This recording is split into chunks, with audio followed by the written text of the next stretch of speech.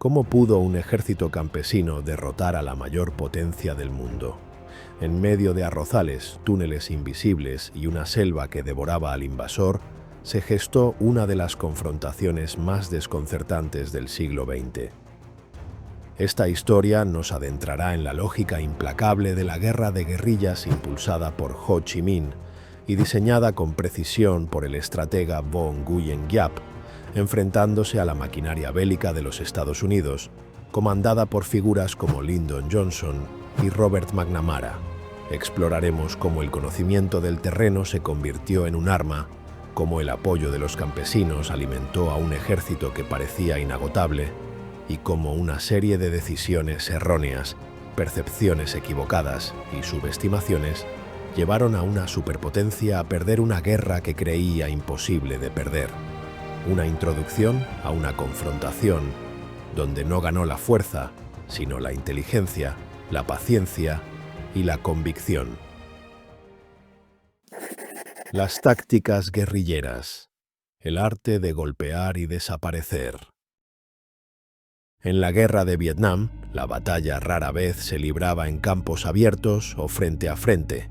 Se libraba en las sombras, en el instante fugaz en que un enemigo aparecía, atacaba y se desvanecía. Ese era el sello distintivo de la guerra de guerrillas, un modelo creado para desgastar, confundir y agotar psicológicamente a un adversario mucho más poderoso. El principio era luchar cuando el enemigo se detiene, hostigarlo cuando se desplaza, evitarlo cuando avanza. Esta filosofía convertía cada patrulla estadounidense en un viaje hacia lo desconocido. El Vietcong no necesitaba ganar batallas decisivas, necesitaba impedir que Estados Unidos ganara.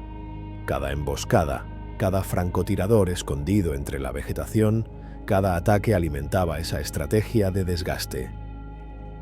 Uno de los símbolos más impactantes de esta guerra invisible fue la vasta red de túneles, como los de Cu Chi, que serpenteaba bajo la selva durante kilómetros. Allí se movían, vivían, almacenaban armas y planificaban ataques. Para los estadounidenses la sensación era desconcertante. Podían bombardear una zona hasta convertirla en un cráter humeante, y aún así, minutos después, el Vietcong reaparecía como si hubiera brotado de la tierra. Guerrilleros cubiertos de barro, hojas y ramas podían permanecer inmóviles durante horas, perfectamente mimetizados con el terreno. Para el soldado estadounidense, cada árbol, cada arbusto, cada sombra podía esconder un enemigo. La selva se convertía en un rival más. Las trampas también jugaban un papel fundamental. No se trataba solo de infligir daño, sino de infundir miedo. Fosas y trampas ocultas, estacas punji y mecanismos improvisados convertían la jungla en un terreno impredecible. Cada paso podía ser el último. La tecnología, los sensores, los helicópteros y los rifles de precisión estadounidenses de poco servían cuando el enemigo redefinía la batalla como un conjunto de sorpresas mortales. Pero el aspecto verdaderamente revolucionario era cómo estas tácticas neutralizaban la abrumadora superioridad tecnológica de Estados Unidos. ¿De qué servía un bombardero B-52 si el enemigo no se concentraba en formaciones visibles? ¿De qué servía la artillería pesada si no había una línea de frente? La guerra de guerrillas forzó a la superpotencia a combatir en un terreno moral, físico y psicológico que no comprendía. Así, golpeando y desapareciendo, el Vietcong transformó la selva en un tablero de ajedrez donde cada pieza se movía con ventaja y cada movimiento recordaba lo mismo. El poder no siempre garantiza el control. En Vietnam, la invisibilidad y la paciencia se convirtieron en armas más letales que cualquier máquina de guerra. Territorio, apoyo popular y guerra psicológica. La selva vietnamita no era solo un escenario de batalla, era un personaje más, un aliado silencioso que inclinó la balanza. Para los soldados estadounidenses, ese territorio húmedo y cerrado era un laberinto sofocante, donde la visibilidad se acortaba a pocos metros, donde cada sonido podía ser una amenaza y cada sendero una trampa. Para el Vietcong, en cambio, la selva era hogar. Sabían leer sus señales, moverse entre ella como sombras, desaparecer entre raíces, rocas y arrozales. El terreno no solo dificultaba la movilidad de los invasores, moldeaba la guerra a conveniencia del guerrillero. Ese dominio natural se sostenía en algo aún más poderoso: la gente. El apoyo popular al Vietcong funcionó como un motor silencioso que mantenía viva la resistencia. Los campesinos ofrecían comida, refugio e información. El flujo constante de recursos también fue clave. La ruta Ho Chi Minh, que serpenteaba por Laos y Camboya, era vital para su supervivencia. Por ella circulaban armas, suministros, alimentos y nuevos reclutas que mantenían viva la lucha incluso tras las campañas de bombardeos más brutales. Estados Unidos lanzó toneladas de explosivos para intentar destruirla, pero la ruta volvía a aparecer una y otra vez. A todo esto se sumaba la guerra psicológica. Cada emboscada inesperada, cada aparición súbita del Vietcong, cada ataque nocturno enviaba un mensaje claro: nunca estamos lejos.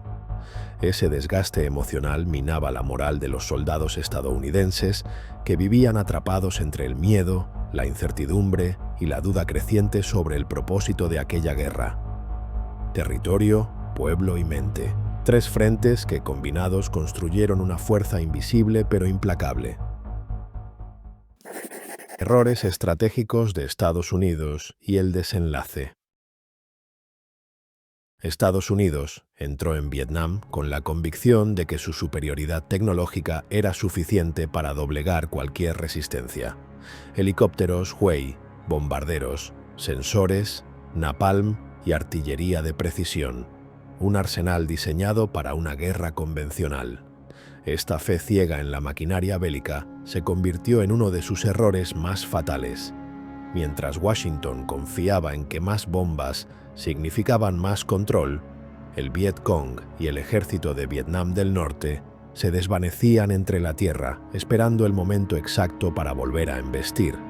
Esa confianza tecnológica venía acompañada de una peligrosa subestimación del enemigo.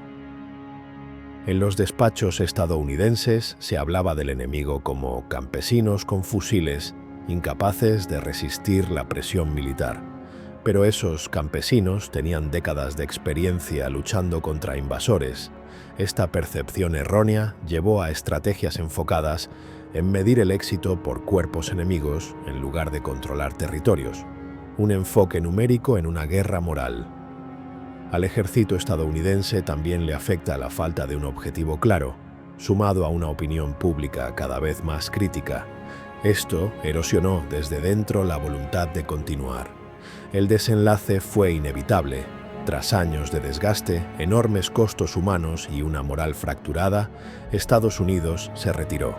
En 1975, los tanques norvietnamitas entraron en Saigón, marcando una victoria que se logró gracias a su estrategia, paciencia y comprensión del terreno. Vietnam demostró que una superpotencia puede perder no por falta de armas, sino por falta de visión, que la guerra no se gana solo en el campo de batalla, sino en la mente y el espíritu de quienes luchan, y que a veces el enemigo más pequeño, con las herramientas adecuadas, puede desafiar incluso a quienes parecían invencibles